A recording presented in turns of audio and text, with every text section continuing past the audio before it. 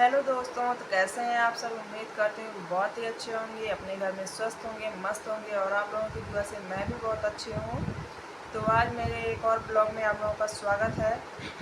आज हम अपने सिजेरियन होने के बाद में हमने अपनी रिकवरी कैसे इतनी जल्दी कर ली, इसके बारे में बात करने वाले हैं। क्योंकि मेरी वीडियो पे, पहले की वीडियो पे भी और अब की वीडियो पे भी कुछ लोगों का कमेंट्स आता है और लाइव में भी कुछ क्वेश्चन पूछे जाते हैं कि आपका सिजेरियन हुआ है तो आप इतनी जल्दी वीडियो कैसे बनाने लगी। तो आज उसी टॉपिक पे हम बात करेंगे, क्योंकि हमको लगता है कि अब वीडियो बनाना ज़रूरी है। क्योंकि एक लोग या दो लोग होते तो हम रिप्लाई दे सकते थे, लेकिन बहुत सारे लोगों को कमेंट्स आ रहा है, अगल बगल के लोग भी जिसका सिजेरियन अभी हुआ है वो लोग पूछते हैं कि तुम्हारा सिजेरियन हुआ तो तुमने इतनी जल्दी रिकवरी कैसे कर लिया, आप सारा काम कैसे करने लगी। तो हम सोचे कि एक वीडियो बना ही देते हैं इस पर। तो सबसे पहले तो हम ये बता देते हैं कि हमारा सिजेरियन हुआ किस रीज़न से था। वैसे तो हमारा पूरी प्रेगनेंसी में शुरू से लेके अंत तक बता रहे हैं, और हमको सिजेरियन इसकी वजह से बोला गया था क्योंकि लास्ट में जब हमको पेन हो रहा था, तो उसके बाद में जब हमको लास्ट में मतलब जैसे पानी की थैली फटती है ना, जब पानी की थैली फटी तो मतलब पता चला कि बच्चे ने पेट में पॉटी कर दी है, जिसकी वजह से हमको सिजेरियन बोला गया। नहीं तो मेरा नॉर्मल का पूरा चांस था, मुझे नॉर्मल ही होता, लेकिन अब बच्चा पॉटी कर देता है, इसकी वजह से कि हमको सिजेरियन बोल दिया गया अचानक से कि हाँ आपका सिजेरियन होगा। उसमें कोई ऑप्शन ही नहीं था कि हाँ हम नॉर्मल करवाएं या ना करवाएं। बस डायरेक्ट मतलब ये बोल देगा अगर आपको रिस्क लेना है तो आप नॉर्मल करवा सकते हो, नहीं तो आप सिजेरियन के लिए राज़ी हो जाओ। तो हम लोगों ने बिना बिना कुछ सोचे ही सिजेरियन के लिए हाँ बोल दिया। सिजेरियन से वैसे तो मुझे भी पहले बहुत डर लगता था, लेकिन जब अचानक से वैसे टाइम पे तो हमको दर्द थी, जब हमको सिजेरियन बोला गया उस टाइम पे मतलब हमको कुछ लगा ही नहीं कि हाँ मेरा सिजेरियन होने जा रहा है कि नहीं होने जा रहा है। हमको कुछ भी फ़र्क नहीं पड़ा। उन्होंने बोला आपका सिजेरियन होगा, मैंने कुछ बोला नहीं, चुपचाप से ओटी रूम में चली गई सिजेरियन करवाने के लिए। ठीक है, उसके बाद में सिजेरियन जब हमारा हो गया तो हमको सबसे ज़्यादा जो दिक्कत लगा था वो 24 घंटा जो इधर ही लेटना रहता है, उसमें ज़्यादा दिक्कत हुई। क्योंकि मुझे सीधे लेटने में थोड़ा दिक्कत होती है, मैं ज़्यादा देर सीधा लेटती रही हूँ, कमर में दर्द होने लगती है।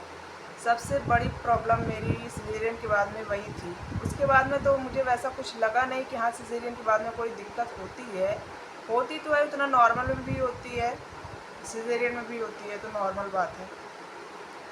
अब बात करते हैं कि सिजेरियन के बाद में इतनी जल्दी रिकवरी हमारी हुई कैसे। तो सबसे पहले तो बता दें, सिजेरियन के बाद में जितनी जल्दी आप चलना शुरू करोगी उतनी जल्दी आपकी रिकवरी होगी। जैसे कि आप 24 घंटे तो लेटना ही रहता है सीधा ही, उसके बाद में फिर आपको चलने के लिए बताएंगे, या आप वॉक करो धीरे धीरे या उठ के बैठो। तो हम बता दें, हम तीसरे दिन चलना शुरू किए थे, क्योंकि दूसरे दिन तो मेरी हिम्मत ही नहीं थी चलने की, मैं तो वैसे ही लेटी थी। पहली बार तो कुछ खाया नहीं जाता, ग्लूकोज चढ़ता रहता तो शरीर में ताकत कहाँ से आएगी। उसके बाद में फिर तीसरे दिन हमने चलना शुरू किया था। फर्स्ट बार हमारे हस्बैंड हमको पकड़ के वॉशरूम लेकर गए थे, तो हम उनके सहारे चले थे। वापसी आते समय मैंने खुद से कोशिश की कि हाँ हम खुद चलें। उसके बाद में फिर धीरे धीरे हम खुद ही आने जाने लगे, धीरे धीरे। तो थोड़ी रिकवरी तो ऐसे ही हो जाती है, आप चलने लगो, पहला कदम रखो तो थोड़ा दिक्कत होती है जैसे चलते हैं, पर जब धीरे धीरे चलने लगो तो थोड़ा थोड़ा आराम मिलने लगता है। उसके बाद में फिर वहाँ से हमारी चौथे दिन मतलब छुट्टी कर दिए थे, पर हम चौथे दिन छुट्टी लेकर आए नहीं थे, 5वें दिन छुट्टी लेकर आए हम घर पे। उसके बाद में हम धीरे धीरे बैठ के रोटी भी बेलना शुरू कर दिए थे 5वें दिन से ही। हमको मतलब टाका, जैसे कुछ लोगों का टाका भी दिक्कत देता है, तो हमको वैसा कोई इशू नहीं था, सब चीज़ नॉर्मल था। बस मेरा ये था कि हम जब सरकारी हॉस्पिटल से ऑपरेशन करवा के आए थे, मतलब सिजेरियन करवा के आए थे, तब से हम सरकारी हॉस्पिटल में नहीं गए दवाई करवाने के लिए। हमने अपनी प्राइवेट दवाई करवाई, जो हमारी पर्सनल डॉक्टर थी, हमने उनसे बात किया। उन्होंने मुझे अपने हिसाब से दवाई दी सूखने के लिए कि टाँके जल्दी भर जाएंगे। तो सबसे बड़ा रीज़न तो यही हो गया कि मैं अपने पर्सनल डॉक्टर से रहने लगी देखभाल में, सरकारी हॉस्पिटल में दोबारा नहीं गई। और उन्होंने तो दवाई भी कुछ दी थी सूखने के लिए, और हम जो है ताकत के लिए सिर्फ पपीता को सूखने के लिए टाँकों को ज़रूरी होता है उसको खाते थे दवाई, और पपीता भी खाते थे। और उसके बाद में जो लोग कहते हैं मूंग की दाल खाओ या फिर चावल मत खाओ, अजवाइन का पानी पियो, ऐसा कुछ भी नहीं किया मैंने। मैं अपना पर्सनल एक्सपीरियंस बता रही हूँ आप लोगों को। मैंने ना वही हॉस्पिटल में जो खाना मिलता था, मतलब वहाँ पे 1-2 दिन मूँग की दाल मिली थी जो हमने खाया था। वैसे हम मूँग की दाल खाते नहीं हैं ज़्यादा, हमको पसंद नहीं है, पर वहाँ पे वही मिलता था तो हमको वही खाना था। हमने वहीं पे खाया था। उसके बाद में हमने घर पे कभी भी मूँग की दाल बनाई ही नहीं। हमने अरहर की दाल खाई और उड़द की भी दाल खाते थे हम लगभग शुरू से ही। ऐसा कोई भेदभाव नहीं है कि हमने ये चीज़ नहीं खाई। मूँग की दाल तो हमने खाई ही नहीं। लोग कहते हैं मूँग की दाल ज़रूरी होती है, अजवाइन पीना। हमने अजवाइन पानी भी नहीं पिया, हमने मूँग की दाल भी नहीं खाई।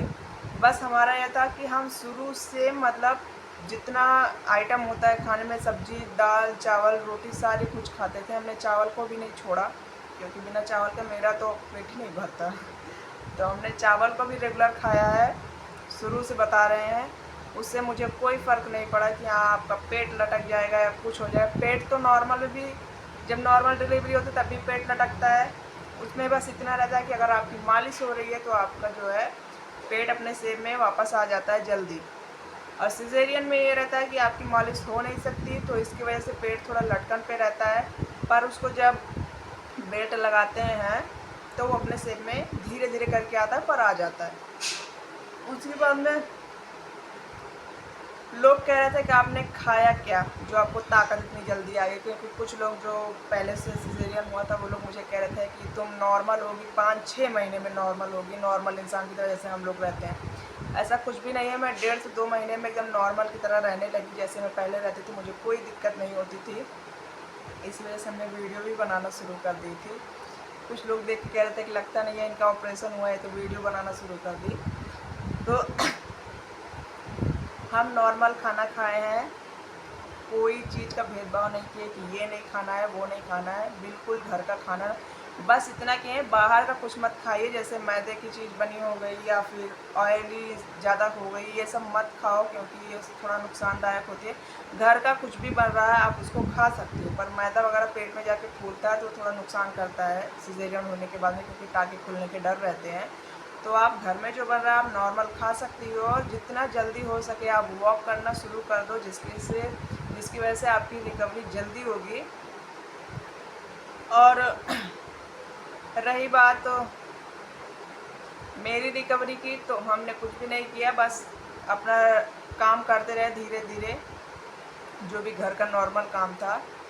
लोग कहते हैं झुकने का काम मत करो, ये मत करो। मैंने सिर्फ 1 महीने तक झुकने का काम मतलब नहीं किया था। उसके बाद में हमने पूरा काम करना शुरू कर दिया, झुकना, बैठना, उठना, जैसे भी होता था हम जैसे पहले करते थे वैसे करना शुरू कर दिया। मुझे कोई दिक्कत नहीं। तो मेरे हिसाब से, मेरे एक्सपीरियंस के हिसाब से, आप लोग जितनी जल्दी वॉक करोगे उतनी जल्दी आप लोग सही हो जाओगे, रिकवरी जल्दी हो जाएगी। और जितना हो सके आप घर का खाना खाइए, उसमें भी चाहे जो आपको मिल रहा है वही खाइए। ये नहीं है कि ये मत खाओ, वो मत खाओ, ऐसा कुछ भी नहीं होता है। आप घर का नॉर्मल खाना, सब्ज़ी, दाल, चावल, रोटी, जितने भी चीज़ें होते हैं डाइट में, सारे चीज़ खा सकते हो। मैदे-वैदे की चीज़ मत खाना, तो आपकी रिकवरी जल्दी होगी। और रही बात सिज़ेरियन के बाद में, सबकी बॉडी एक जैसी नहीं होती, ये भी डिपेंड करता है। सबकी बॉडी अलग-अलग होती है। किसी की रिकवरी जल्दी होती है, किसी की रिकवरी बाद में होती है। तो मुझे तो केवल सिज़ेरियन बोल ही दिया गया, मुझे कोई इश्यू नहीं था। वैसे मुझे और कोई दिक्कत भी नहीं थी, इसकी वजह से मेरी रिकवरी जल्दी हो गई। तो उम्मीद करते हैं आपको हमारी वीडियो पसंद आई होगी, तो उसके लिए चैनल को सब्सक्राइब और वीडियो को लाइक कर दीजिएगा। मिलते हैं अगले वीडियो में। धन्यवाद।